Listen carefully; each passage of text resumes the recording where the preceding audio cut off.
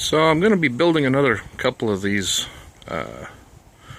screen doors, and I thought they turned out really good the last time. So I thought I'd maybe put together a video or at least some pictures of how the hell I did it last time. This one's been up for 5 years, but it's sheltered inside it's kind of set back in there, so the weather hasn't got to it.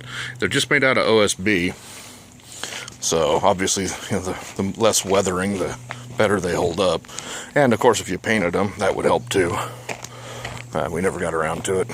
So all you need, I didn't grab the screen, but 2 sheets OSB,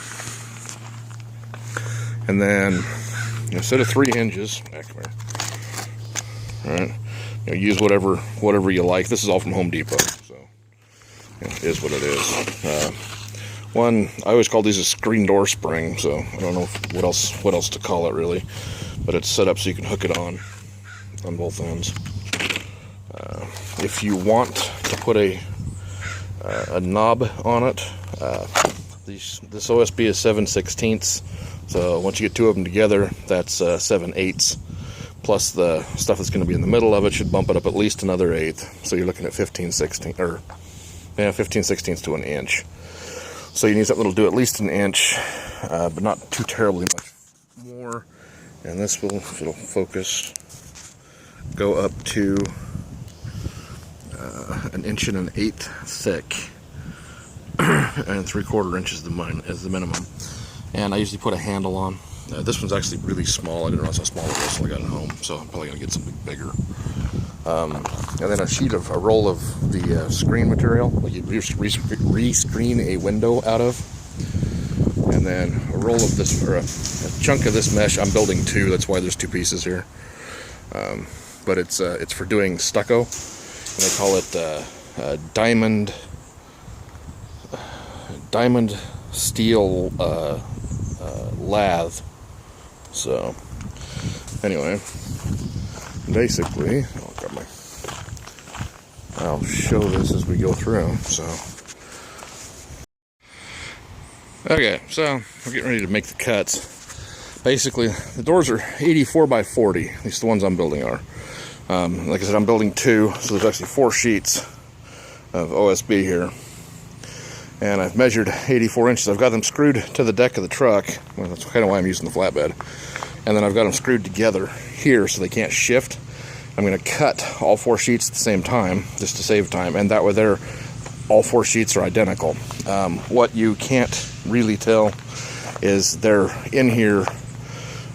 2 of them are rough side up, and 2 of them are rough side down. 2 in the middle are rough side down. That way I've got a front and a back for each of them. That'll be smooth, not the rough, crappy side. So anyway, that's what the skill saw is for, is to obviously whack this. So yeah, here we go. Okay, so now I got them all cut out. As you can see, I made one little boo-boo there when I was cutting the last bit by myself. So anyway, they're 84 up and down and 40 left to right. And since they were all screwed together when I cut them, they should all be basically identical, which is nice. And a note for anybody who doesn't do much with woodworking, I got this from a friend of mine who's a carpenter. The angle iron, that little piece of 1 inch is longer. It's about 5 feet. It's longer than 4 feet anyway, and it's a good straight edge. And the other one's longer than 8 feet. So if you've got to mark a sheet of plywood, those are a good straight edge, and they're long enough to actually put on the plywood and clamp it down or what have you, so you can work. You could also, the big one is big enough you could clamp it down and use it for a guide to run your saw along, so you get a straight cut if you're not real steady. So anyway, I'll mark this out for the cutouts and we'll go from there. Again, I've got this one all marked up and ready to go. Mark's kind of hard to see, I did them in pen, but I've got both of the cutouts. Where is it? There it is. Got both of the cutouts marked out for running them out. One thing I meant to mention: coffee can. Most people don't like square corners, so I set the coffee can on. Yeah, do it on the side so you can see. and just square it up with the with your straight lines. Oops, this way you can see. So that and then just draw around it, and as long as you cut that, you end up with a rounded corner. It looks pretty nice. If you want to use something else, by all means, but that's the cheapest and easiest thing I've got. Oh, and the other thing was, so the drawing, I've actually got a better drawing on this, I'll show it later, but basically there's 6 inches of space from the top of the door to the first cutout. It's 36 inches, and there's a 6-inch bar, and there's a 30-inch cutout, and then 6 inches to the bottom. Now you could measure 6 inches up and 6 inches down and 36 and then do your 6, but it's a lot easier if you start on one end, and I always put the factory edge up and the cut edge down so you can't see it. So all my measurements are from the top, so I came down 6 inches, then I came down 42 inches, then I came down 48 inches, and then I came down 78 inches, I think, and marked the next one. So so if there's a little bit of slack somewhere, it'd be on the bottom, and who really cares? So anyway, here we go. Alright, so everything's all marked out. I've got it all screwed together, and this is the poison of choice for getting your cut started. Stay on the inside, the part you're going to cut out, and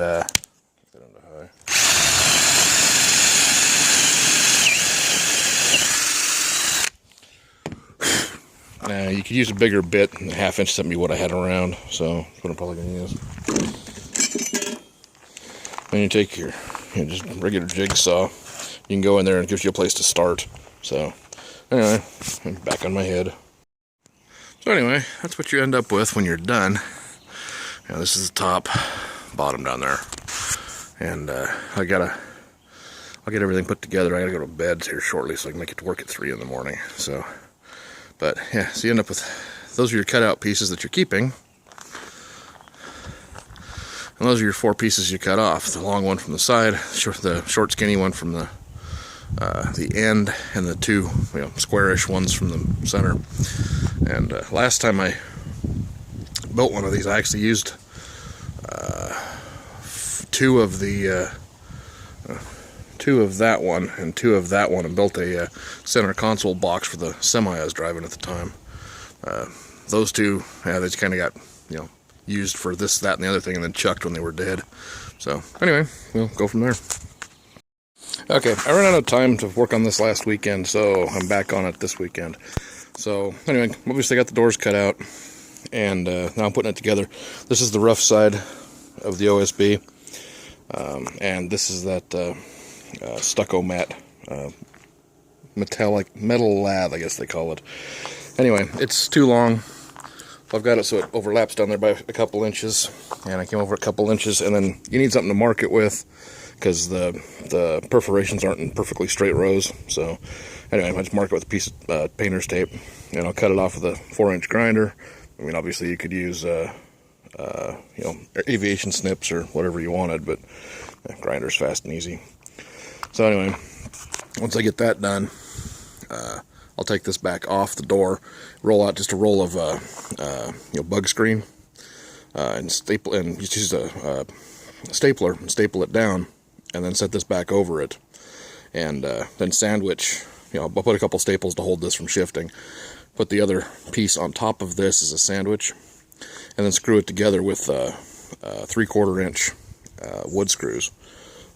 Occasionally you get one that's a little bit long, it'll poke out the other side. I just take the grinder and knock the point off, and then once I get it that far, I'll show you what it looks like. After a delay of game trying to find tools, I've got everything done. So this piece has been cut down, as you can see. That's the screen netting underneath of it, bug netting, whatever you want to call it. Same stuff you'd rescreen a window with. I had to cut I don't know, maybe 4 or 5 inches off the bottom of it. It's laying there. So this is all stapled down. Not moving. And all I've got to do is flip and this is also the rough side on this one. Just flip it onto that one. Get it all lined up. and then start screwing it together with inch. You can use deck screws. I like the fine thread drywall screws myself. Seems to work real good with the OSB. So anyway, that's pretty much it. I'll get it put together and we'll go from there. Okay, so here it is all screwed together, at least one side. I screw it from both sides. I got to flip it over and do that side yet. But these are the screws. They're just, you know, very, very small little fine thread drywall screws. 1 inch. This box, if I can find it. Hey. Anyway, box over there. I can't get it. But anyway, I was going to show you one thing.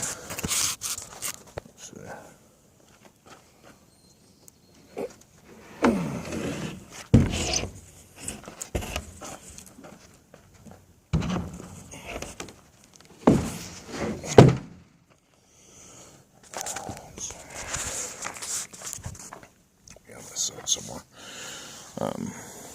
Yeah. I don't know if you can make this out. But the screw, if you're not real careful with the screws, they'll poke through. And, you know, so you don't want sharp, pointy things on your door. Where did I put that?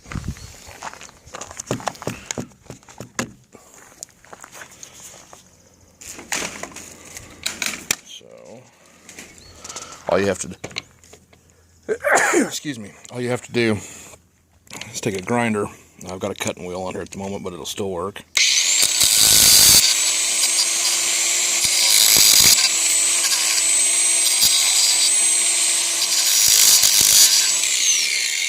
And just whack them off. It just takes a couple minutes to do each side. And then pretty soon you've got, everything's all smooth, and then, I mean, you're ready to install it, or if you're going to paint it, then you're ready to paint it. Of the 2 I built 5 years ago, I built 2 like this, and I built 1 out of 1x4s.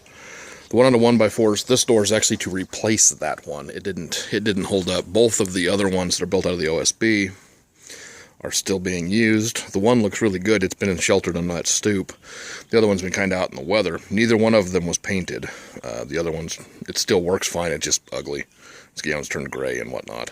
But throw a coat of paint on it, it would look fine. So anyway, that's how you build one of these. All I've got to do is attach the hinges. And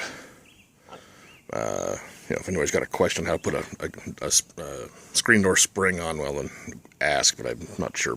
I'm pretty sure nobody's got to ask that one. Anyway, that's how you do it. It's pretty simple. It makes a pretty decent looking door. So, thanks.